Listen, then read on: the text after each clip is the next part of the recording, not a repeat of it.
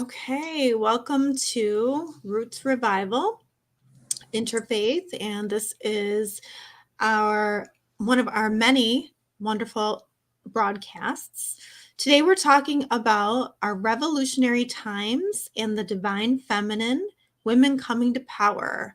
My name is astrologer Reverend Christina Del Rey, and I'm joined here with Reverend Danny Johnson, numerologist, and Reverend Ivy Rivera won't be attending today. So how are you doing, Danny? I'm wonderful. Great. And I'm happy to be here with you tonight and feeling Ivy's energy. Even though she's with us in spirit, we'll feel and channel her energy too.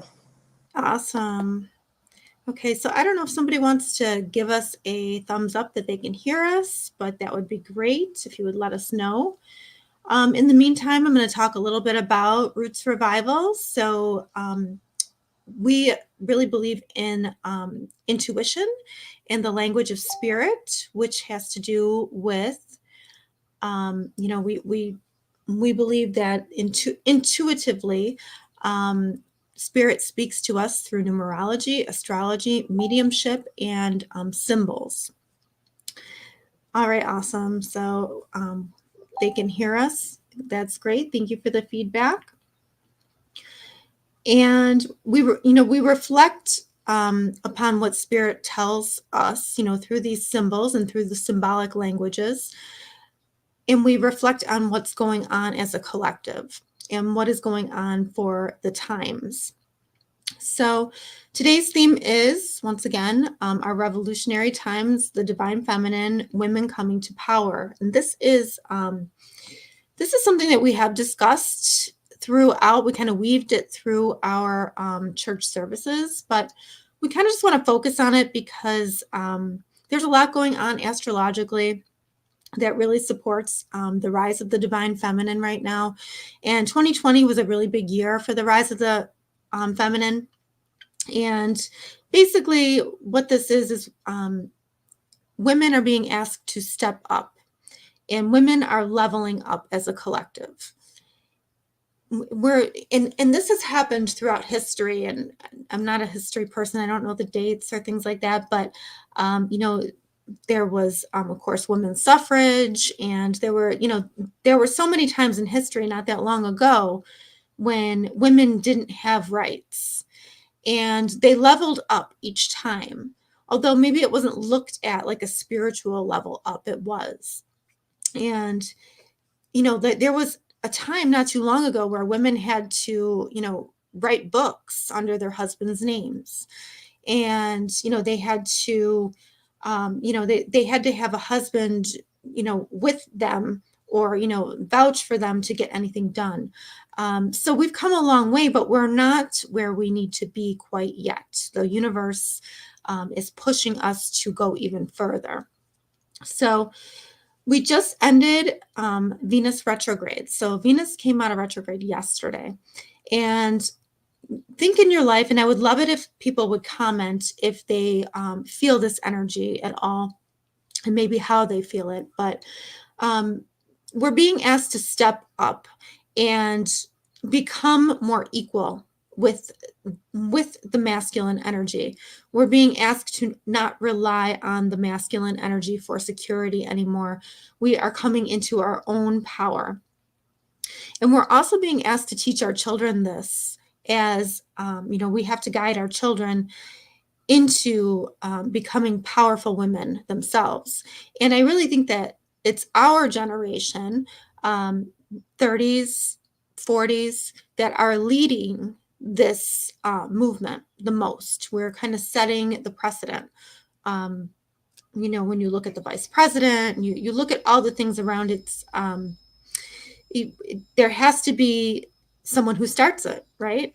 And there has to be somebody who leads, and we're just paving the way for our children. So Venus has been doing this dance with Pluto in the sky, and Pluto is all about death and rebirth and significant change. And Venus has to do with the divine feminine, has to do with feminine power.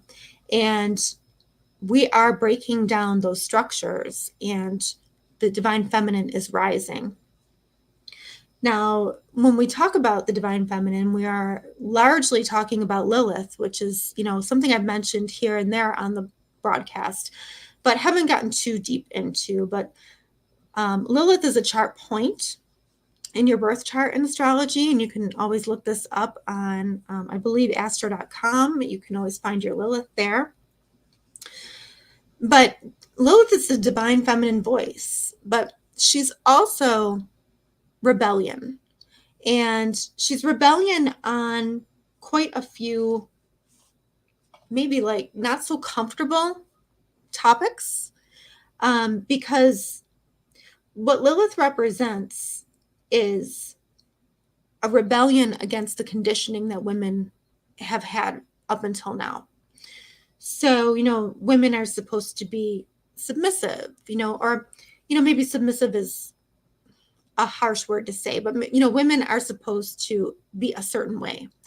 And they are supposed to, be reserved, and they're supposed to have it together. And society looks at women a certain way, and if you don't act in that way, you're looked down upon. So it's like a fine line. But Lilith was actually, and this is how the story goes. The legend, the story really goes that Adam and Lilith were before Adam and Eve, and Lilith really refused to be submissive to Adam, and she ran off screaming to the Red Sea, and she refused that subservience and demanded equality. And Adam really wasn't about it, and she wasn't coming back. So then Eve was created, to make a long story short, and Eve was submissive.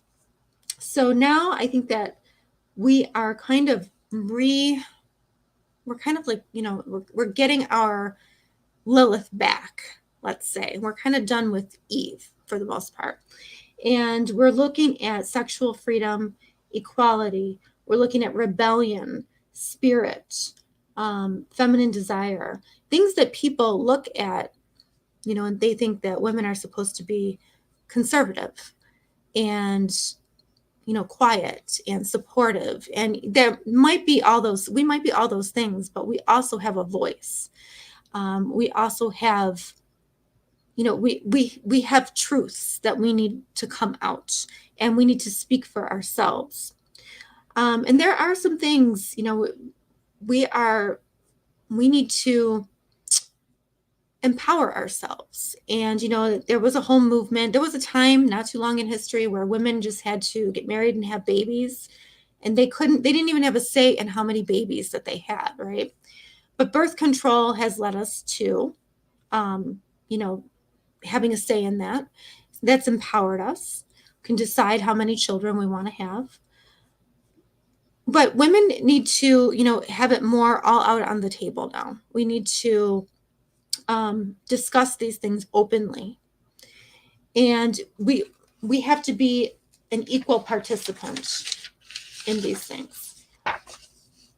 So, we do still teach girls to be obedient and respectful, which, in certain cases, that's good.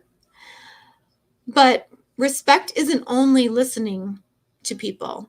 Respect is also listening to yourself as well. And we have to teach our children that, and listening to our intuition, because spirit does speak to us through symbolic languages. And we need to teach our children to listen to those. So, some questions that you can ask yourself if you're feeling this, because this energy that we've been going through for a good chunk of January, we've been reevaluating our values. We've been reevaluating our voice, our power in our voice, what we value in relationships, what do we value in our life, and how are we going to make those changes? How are we going to be different? How are we going to be more true to ourselves and our voice? So you might want to ask yourself, where are you strong and independent? Where do you need to become more strong and independent? Where are you maybe you are reliant somewhere where you shouldn't be, where you should be having a voice? Where are you representing yourself as a goddess? Okay, because you are, the divine feminine is a goddess energy. It's not a male female thing, it's an energy. So where are you representing yourself as a goddess? And how are you seen in the presence of your sexual power? It's very easy for women to be seen. If a woman is not conservative, she's seen as a wild woman or rebellious. But we women also need to demand equality. We need to assert our power, and part of that is sexual empowerment, unsuppressed. Men get to be a lot more unsuppressed than women do. It's much more acceptable for them. And these are uncomfortable things. These are not always the most comfortable things to talk about, but these are things that are going to come up. And don't forget, for the youth as well. I have 2 daughters. Ivy has girls as well. I'm sure many of you out there have girls, and for boys too. How boys should be interacting with females, and also even same-sex relationships as well. You have to look at the goddess energy, the masculine energy, and how that is all playing out. So honoring, thinking about how you're going to honor your voice, how you're going to honor your goddess energy, your divine feminine, and how are you going to be seen as equal? What are you going to change in your life so that you can level up and be your most authentic self moving forward? Okay, so I'm excited that we do have some comments in there, so we'll get to those soon, but please post comments or questions, anything that that pertains to this topic. What is on your mind, Danny, when we talk about this? Well, I love you bringing up Lilith, and I know that we've had conversations about Lilith, and I didn't realize that she was the woman that preceded Eve, and so that, and knowing her story is so empowering. Like, it is knowing that energetically that she is with us, like she is a part of us, and that is just phenomenal. I'm really grateful to be able to have this space and conversation with you in our sermon tonight, because with us as women, very often, and I think, and you've kind of raised this as well, where how we are expected, how women are expected to show up, and how we are expected to move and navigate through the world, and how we're expected to compartmentalize ourselves, and like how we're expected to be one way or one dimensional, or maybe even, God forbid, 2-dimensional. But like, we're strong and we're gentle and we're courageous and we're assertive and we're all of these amazing things brought together in the most beautiful and perfect way. And especially at this moment, and this feels like the past couple of years and months leading up to where we are right now, it's like us being able to redefine what strength means. Like, strength is not just defined in one way. It's not just how women are able to carry and hold so much and be able to nurture and uphold the world, which is what we really do. But strength is also us affirming our purpose and why we came here. And just as every other human that comes to Earth, we all promised God that we would do work before we got here, and the work that we are meant to do as women is no less important than any other gender, than men, or anybody who is gender neutral or gender fluid. Like, we are deserving of the right to be able to completely live in our purpose and actualize the work and fulfill the work that we promised God that we would do before we got here. And sometimes we're expected to give up that purpose or make sacrifice. Well, there are always sacrifices. Sacrifice is a part of the human condition, but almost to the point of not fulfilling the work that we're meant to do. And so then we then have to reincarnate to then finish the work that we didn't do in this lifetime. That's unfair to us. Like, why should we have to be the ones to do that for the sake of social structures that tell us that we have to? That's just unfair. And that is where it feels like where some of this divine feminine energy, where the space that we're in. And I so appreciate you lifting up how women have always been the architect of social movements since the beginning of time, like in just about every space that we can think of, like even thinking about like in Cuba, like the Federation of Cuban Women, like they are like Vilma Espin, who fought alongside Fidel Castro and Raul Castro. Like these women are brilliant and powerful and phenomenal. And like even with the Black Panther Party in the 60s, like Angela Davis and Kathleen Cleaver, really brilliant, intuitive women who really set the stage and who were not able to, as a result of the patriarchy, it's like the combination of patriarchy and racism at the time, were not able to really live in the fullness of their brilliance and not able to take full credit for the work that they've done. And God forbid if they were to step forward and say, which they did, this is who I am, this is what I brought to the table, then it is, of course, adjectives like, aggressive or, those type of adjectives, which are unfair and really don't accurately describe who these phenomenal women are. And even as of right now, so Christina and I, the Ivy League Psychic Academy, we are based near Buffalo, New York. The Ivy League Psychic Academy is based in Dunkirk, about an hour and a half, 2 hours out of Buffalo, but we're essentially located in Buffalo. And shout out to Buffalo, because here we unionize the very first Starbucks in the country. And we think about unionizing, that was like the United Farm Workers, like Cesar Chavez. But then we had like Dolores Huerta, who is brilliant, who was like the woman in California standing outside of stores asking people not to buy grapes so that like the movement could take shape.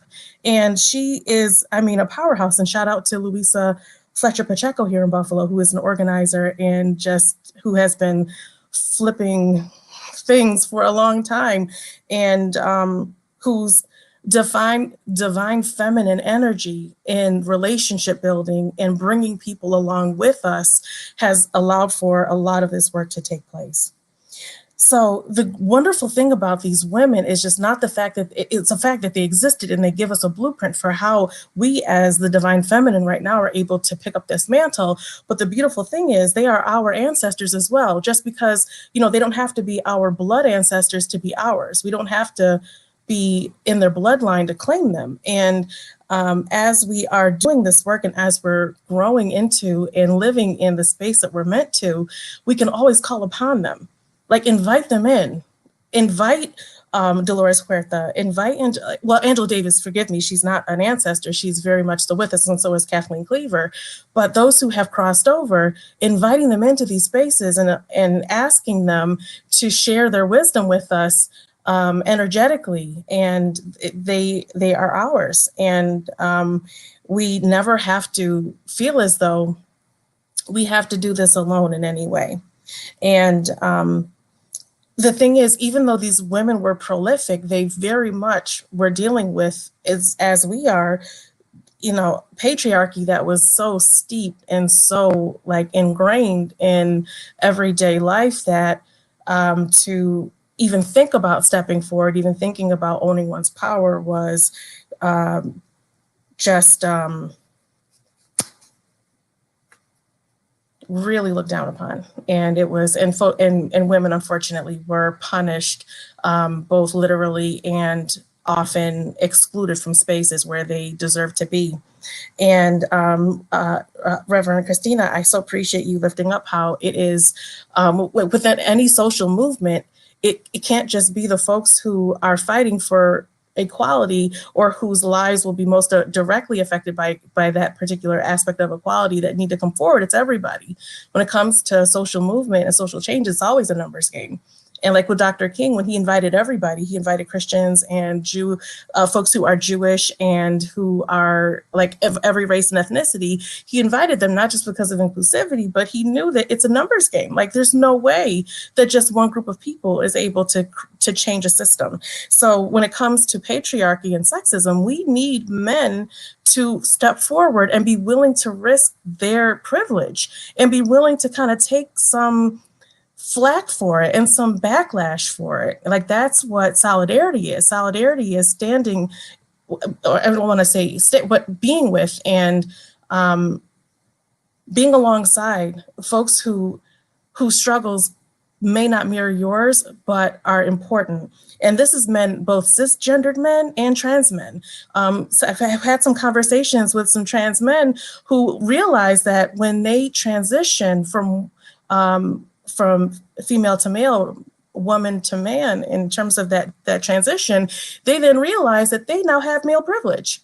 And that was probably like the last thing from their mind. Like that was the last thing that they would have expected, that they now have this male privilege, but they have it. And even in, this is where it's like that solidarity and being in community with each other, you know, we being in solidarity with our trans siblings, and our trans siblings, when they have that male privilege, standing in that space and that gap for women, again, both cisgender and trans women as well. And even those who are gender fluid, if they don't necessarily identify one particular gender, still join in and be with us.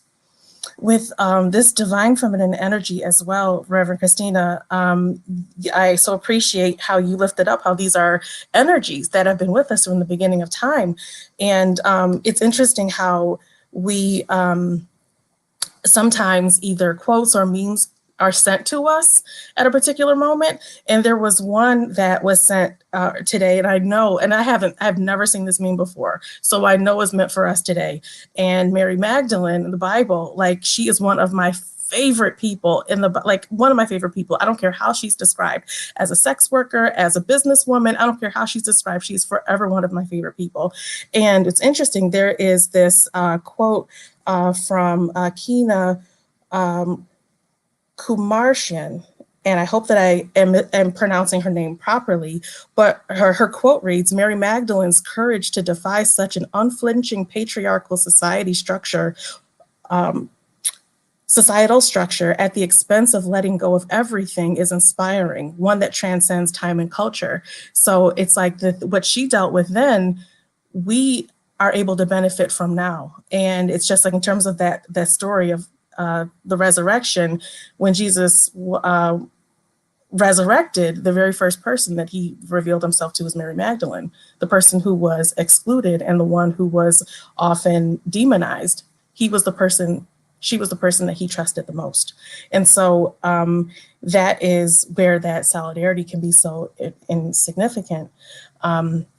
With this divine feminine energy as well, like with like the Yoruba and like Santeria, you've got like Yemaya, like the mother of all mothers, and we have Oshun, who is the Orisha of the sweet waters, and Oya, who is like the Orisha of the hurricanes. They are all warriors, yet when they fight, they don't necessarily fight with brute force. They fight with intellect, they fight with intuition, they are gentle often when they approach. It's interesting because in terms of being a warrior, it's interesting because Oshun, when there were wars that were taking place, she was the Orisha, the warrior, who would go into battle with a drum and her honey, and with her joy. And like the other Orisha were just like, what are you doing? How do you expect to fight back against these, armed warriors? Like, how do you expect to do that? And she said, I've got this. And she took her drum and her honey, and she elicited joy, and she drummed and she danced and she enjoyed herself. And she literally led like some of the opposing warriors out of where they were, simply because of how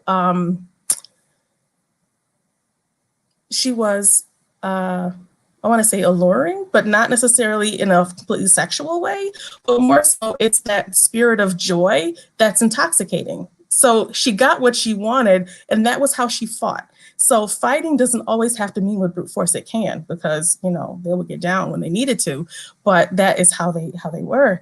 Also, with our dear Pastor Ivy, she's a reverend and a pastor, but I always want to respect her being pastor. With Pastor Ivy being Taino, when thinking about Adabe, who is like the mother of all gods and who is the nurturer of everything and everyone, it is her energy. She was the most powerful, if I'm not mistaken. And Reverend Pastor Ivy can, I invite her to correct us when she is able to join us. But I believe it's Adabe who is like the most powerful of all the deities in Taino, in the Taino I want to say, I don't want to say mythology, that might not be the right word, but of all of I think they're called Zemi, of all of the gods and goddesses, she was the most powerful. And then Wabanex, who was the owner of the hurricanes,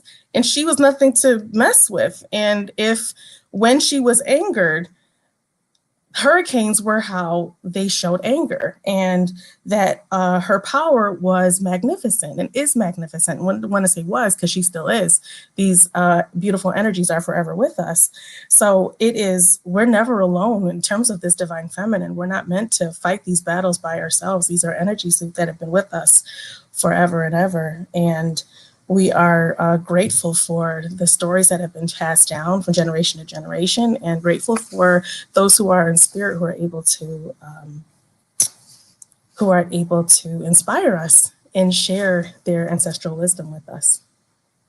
I love all those examples. Those are amazing.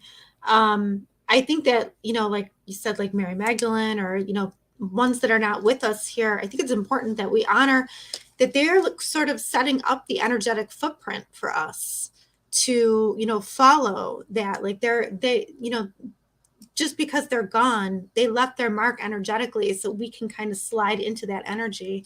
So that's just so important. And I think too, like I was thinking of Malala too, and how, what a symbol she is for this, this culture, or this time period, this, I don't know, I'm at a loss for word. Mercury's in retrograde, but this group of children, this group of youth can connect with her story. So there are people who are energetically, right now, making that energetic footprint so that others can follow and others can lead. And that strong, fiery spirit is within all of us. We just have to find it. I mean, it was only a few years ago that I was, just a suburban housewife, just kind of doing what I was supposed to do, like what I was, not questioning things. And things can change really quickly when you find out that, that your things are not as they seem. And you can be victimized very quickly by that uneven, out of balance masculine energy. And it's really up to us. And I know that because it's up to us to turn that around for the next generation and follow the footsteps of the women that came before us, or the women that are there now. And, we've heard in the past all the time that behind every good man was a good woman, right? And people used to say that. But now that divine energy, male or female, or, whatever gender, we're taking that energy and we're pulling it out from behind the curtain now. And it's no longer hidden. And there was a time for that. There was a time in survival that we needed the women to be the caretakers and have children and be the supporter. But now it has gotten out of balance. The patriarchal energy is too far out of balance, which is why we need to bring up the divine energy, the divine feminine, to even out and to survive in the future, really, because we won't survive if we keep going the way that we are. So, raising your women to embrace their individuality, and their men to support that, and the masculine and the feminine in each person, not just male or female. it's okay for, for people to decide they don't want to have children. That's all right. That's a choice now. And I think that, women who speak up and women who, don't always follow what they're supposed to are labeled bitch. And this is something I've struggled with because I'm like, well, I'm a nice person. Like, I don't want to be called that. But you know what? If that's what I have to harness to get my point across, then that's what I have to do. So there is, I have to embrace that warrior spirit. I have to embrace that strong, fiery spirit within me and make peace with it. And if people like it, they like it. If they don't, they don't. And that is not my concern. But I do appreciate all of that. And I see that we have a lot of comments. I don't know. What more words do you have for us, Danny? I so appreciate you lifting up how the apology, like women sometimes we're often like conditioned to apologize for either having succeeded or we have to qualify it, or sometimes feeling as though it is our responsibility to temper our drive or how tenacious we can be in order to make sure that we're not like outdoing anybody who we might be in relationship with, whether and again, and I still appreciate you lifting up like whether it is some regardless of the person's gender, but it is like for women, it's like it is our God-given right to be able to live to the fullness of our capacity, of our capabilities. And it is and young ones are watching, whether they say it or not, it's like they're watching. And the affirmation from us to live in the fullness of who we are, it's something that will stick with us. And, there are women who, when I was younger, some of the women in my family, they are really strong. And some of them are now ancestors. And, there were moments when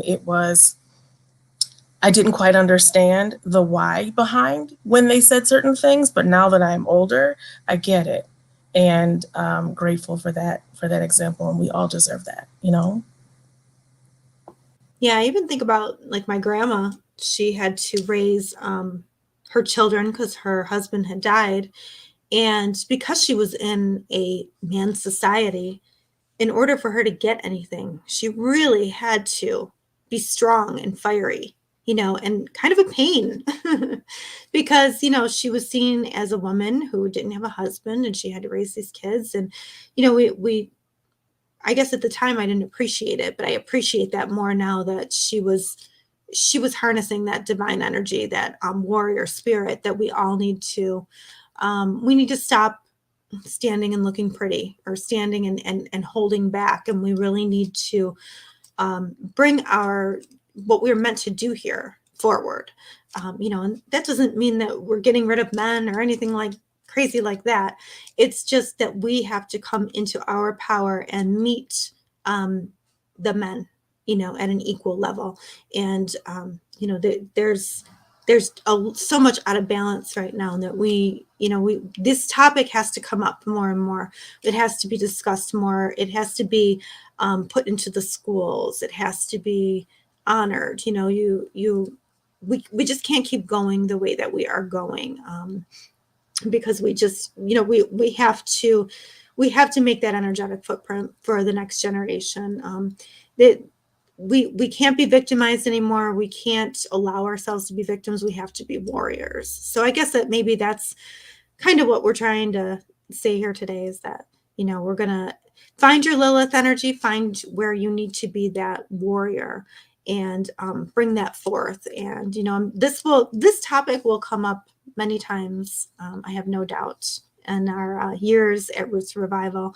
And I'm sure Pastor Ivy has a lot to say on it as well. We were at dinner the other night and we were realizing, how much, how empowering it is to have your finances set and, know that you built it and, and that everything is secure and that you're not depending on anybody else. And that is just something that's really hard for women to do. in today's day and age, and always has been, but we now have the tools to do it. It's just we need more support in the world for it. And, I mean, you're an independent woman yourself. So, you know what it's like, but, to not be dependent on anybody else and to have something to call your own, and then to be able to come from that place is a totally different place than somebody who's coming from, well, I have to be careful that I don't upset this person or that person because I depend on that for my livelihood. You know what I mean?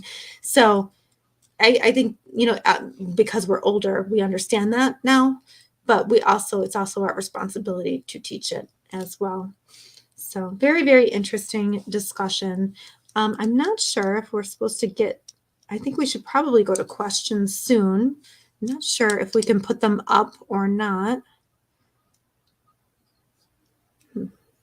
Or if I should just go through them. Yeah. And then for prayer requests as well. We want prayer requests, so we can get to that at the end. All right, I'm just going to kind of scroll back up here. Okay, so Jill Marie says, when my daughter was little, my family used to try to tell me to raise a princess, and I was raising a warrior. It's funny because my first daughter, is anything but a princess. But when I had her, I really thought in my mind I was having a princess. And boy, when she showed me that she was not a princess but a warrior, I was like, holy moly, what did I do here? And I have to say, and I wrote her birthday is coming up, so I wrote her a birthday letter today. And I even said in the letter that I was forever changed the moment you were born, and that, you taught me the most important lessons in my life, because, here I was like, oh, I'm just going to have a princess. It'll be great. She'll dance. It'll be wonderful. And she came out like, oh, hell no. And I was like, and I didn't know that energy before. I had a sister, and we were, like she is a warrior. She plays field hockey, and she's strong, and she's just nothing like me, and I love every minute of it, So, yeah, I get that. Like raising a warrior when I didn't know I was going to raise a warrior, that has been interesting. But my most valuable lessons have been taught to me through my children and their resilience and their intelligence and all the special things about them. So I get that on a very deep level. Jill also says they tried to wipe Lilith's story. Yeah, like nobody's ever heard that Lilith story before. When Lilith because the actual story is that Lilith was supposed to have sex with Adam in the submissive position underneath him. And she refused because she said, well, I am not unequal to you. So then when she refused, she ran to the sea and she screamed, and she actually ended up cursing like childbirth. And it's one of the reasons, or one of the stories behind why childbirth is so painful. But she's painted as a demon because her strength scares the patriarchy. And oh, Jill, that is so true. Like, it's very scary for anybody that, buys into the patriarchy, which is really society and what society tells us to do. Very scary to have a woman that will not fit in that mold and will do her own thing. Right, Danny? Absolutely. With the way that you described raising your daughter and meeting your daughter and realizing who she is, I so appreciate and connect with you on that, because I remember when I was little, I remember being in New Orleans, and there was this big jungle gym, this huge jungle gym, and I would crawl to the top of it, and Mom would just say, oh my gosh, is she going to be okay? And my dad just like, let her be, let her go. Dad's also a Leo. He knows he's got a fiery heart as well. And it's like, you just got to let her be. Don't be scared. Let her go. And grateful for her knowing that it's just, and plus my expression number being 5, freedom is essential. Freedom is everything.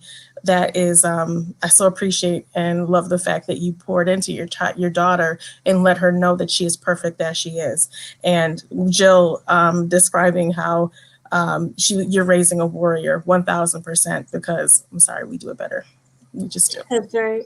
Well, and I tell you this because, I do astrology and I study astrology. So my daughter's chart, my first daughter, her moon, so the moon describes your mom in your chart, and her moon was in Aries.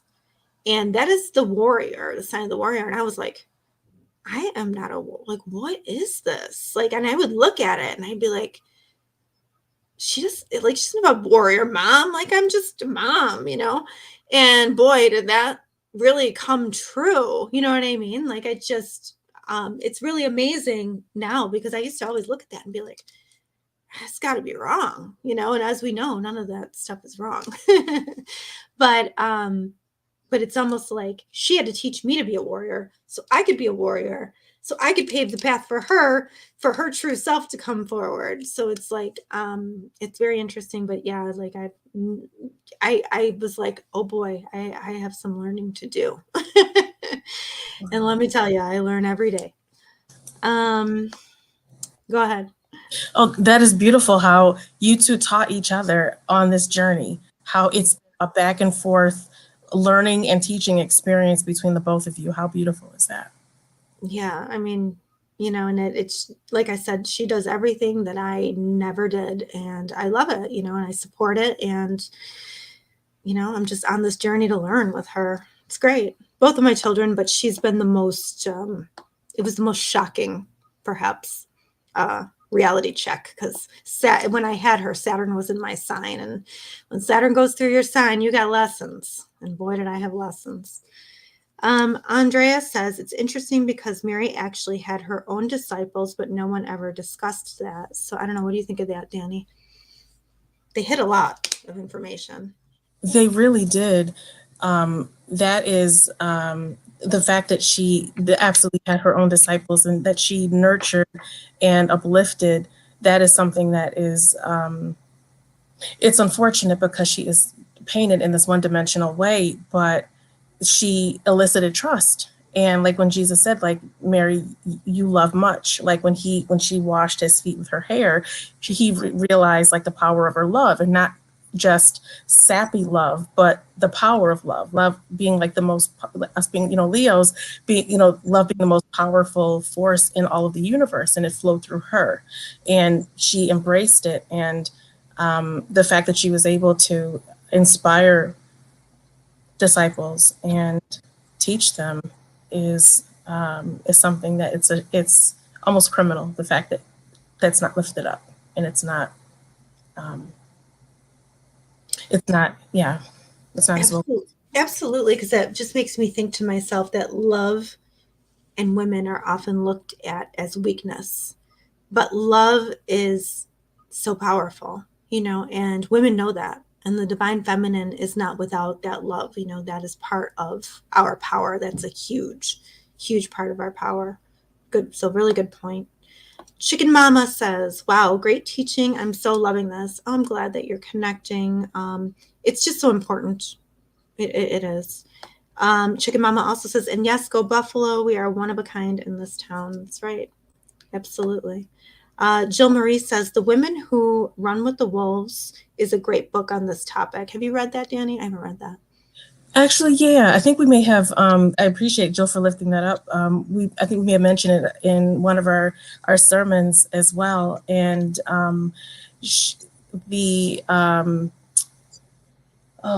she just brings so much to the forefront.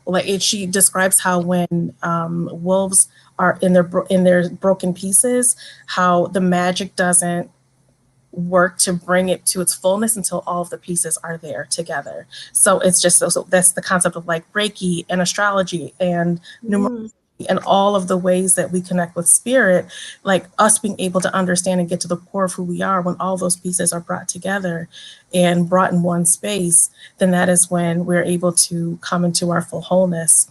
And Jill, I appreciate you lifting that up, as this book up as well, because she describes how as as women, sometimes when we are frustrated or when we're overwhelmed, we're conditioned and taught to power through, force through, just, take no time for self. But in this particular book, the author describes how wrap ourselves in a blanket, wrap ourselves in comfort, and allow for ourselves to breathe and allow for the inspiration and creativity to come back to ourselves. It's yeah. Thank you so much, Joe, for lifting that up. Yeah, I love that because I even think like, there's so many pieces. Like women are very complex beings, and women in their highest form bring healing. And even in their, even being a warrior and all of that, like we bring healing, and we bring sexual healing, and we bring loving healing, and we bring caring. We have all these facets that come together. So very, very interesting. Andrea says, yes, it's okay for women to be aggressive. Absolutely. And, that's something that I have really struggled with because I am an introverted person. And even though I'm a Leo, and it is difficult for me to be assertive and aggressive. It's something I struggle with on a daily basis. But the freer, thankfully, God and all, spirit and all its wisdom puts you through the right transits at the right times. And when you go through Uranus transits, which all of my fixed signs right now are going through, interestingly enough, we're all fixed signs in this house, but my Leos, Scorpios, Taurus, and Aquarius are all going through major breaking free of constraints.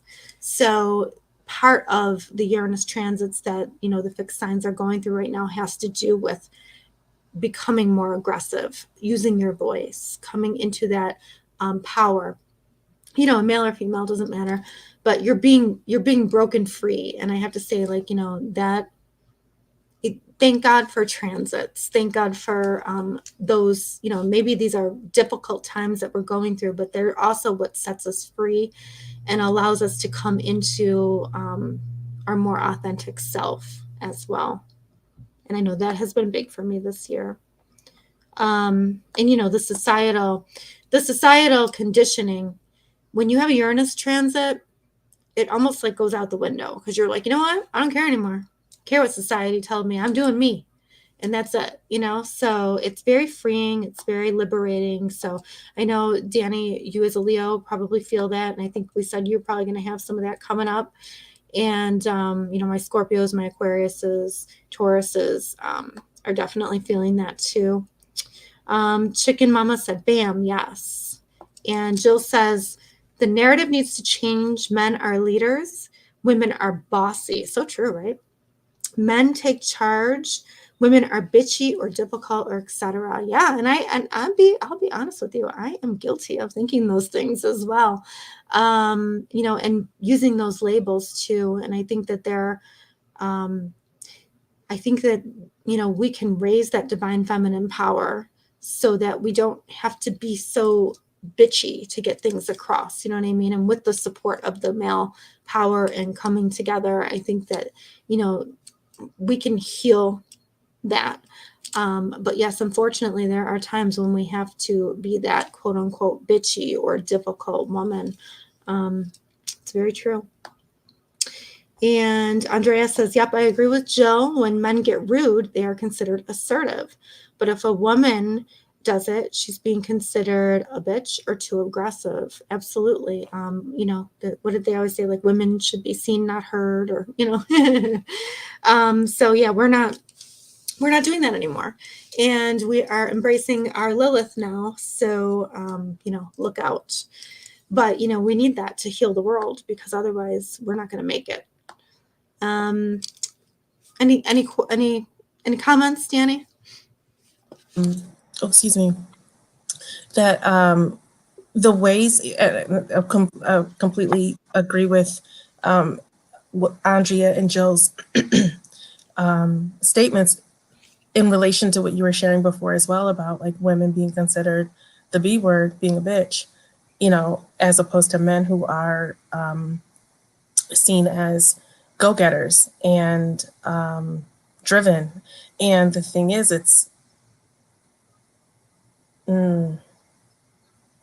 unfortunately, it comes from both men and women, Mm-hmm. and it's not just, unfortunately, men who criticize women for being this way. Sometimes it is other women who, and I've been guilty of it myself as well, where, let's just wait for our turn to come. Let's just, let the men, excuse me, take the lead, and then we can, you know, be of support. And it's kind of like that concept of like being a helpmate or helpmeet is something that is often ingrained into us as well. But I mean, us standing and being in our power is the most helpful thing that we can do. It's like sometimes, no matter what type of a relationship it might be, sometimes men, they do come to women or folks who don't necessarily identify as men for advice and for counsel and for ways of how to connect with intuition and for solace. So if those qualities are so essential when seeking advice, why can't they be as essential and brought to the forefront, Mm-hmm. Yep. And last comment, but Chicken Mama says, please pray for all women who don't have the courage to stand up and be themselves. We can be whoever we want to be because it's okay to be you. And I think that that's what we have to stress with our daughters, like it's, we can't ever stay the same. We have to evolve. Things were one way for a reason in the past, and that may have worked for a while. But when the concept of leveling up is to higher the vibration, and we are trying to higher the vibration of women, and we have to, because things have gotten too out of balance. And with the node, like a lot of stuff has been going on in astrology, the nodes have just switched into North Node in Taurus, South Node in Scorpio. So we're getting rid of the toxicity and we're moving into that more loving, earthly goddess energy, that divine feminine energy that we need to balance out so that we do make it as a society. Oh, and one last thing, Bethany says, thank you so much for the information and both of your presence. I don't know if I see too many prayer requests. Can you take a look there, Danny, and see if you see any? Yeah, I think the only one is from Chicken Mama. Okay. So I don't know. Any last comments, Danny? And then I don't know if you want to start prayers. Sure.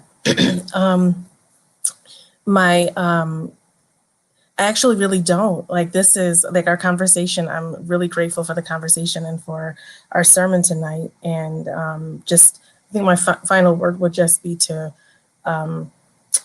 sometimes changing the way that we think and changing the way that we navigate. It doesn't happen overnight. And for us as women to be patient with ourselves as we are navigating through the system, because we are completely and fully ingrained, like so many expectations are placed on us and it's within us. So if at moments, if our way of thinking about something or how we react to something is not in a way that we might want to react, be patient with ourselves and be gentle with ourselves and keep going and keep trying.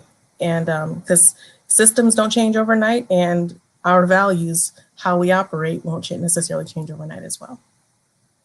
Yeah, that's our words of wisdom, because I feel like, we also have to be willing to make mistakes in our thoughts, know that nobody's perfect, and that we are on this journey of evolution, and we are on it together, so that we should support each other as much as possible. And I think that with that, we will get started with prayers. Go ahead, Danny. Excellent. Thank you so much, Reverend Christina, for leading such a wonderful sermon and holding such beautiful space for us tonight. We ask God and Holy Spirit to be with us and to pour into anyone who might be hurting or suffering in any way. If there are joys that people are experiencing, we hope then we pray that God is with them as well, and celebrating in that spirit of love and joy. For anyone who is going through something, we pray that God reaches them and gets into those spaces where they might not necessarily share what's going on. And we ask that God live in and be in those spaces that don't necessarily come to light all of the time. We'd love to lift up Chicken Mama's prayer to please pray for all women who don't have the courage to stand up and be themselves. We can be whoever we want to be, and that is okay. And we lift up every woman who is in this moment right now, redefining who they are and knowing that there is another way, and trying to figure out how to navigate on a new path. We ask that God and the ancestors and guides and angels not only send people in their path, but allow for downloads and for messages to come in every way possible that allow for them to chart the path that aligns with the work they promised God that they would do before they got here. In God's name we pray.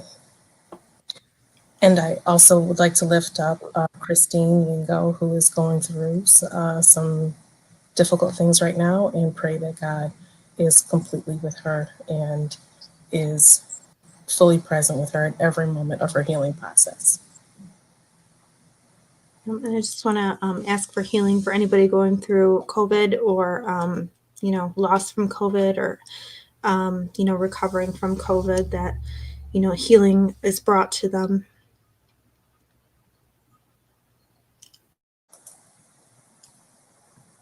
In God's name we pray.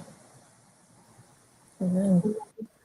All right. Well, this was awesome. Thank you so much. Thank you.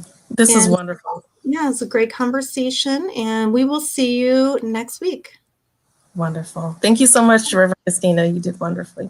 Thank you, Reverend Danny. Bye. Bye.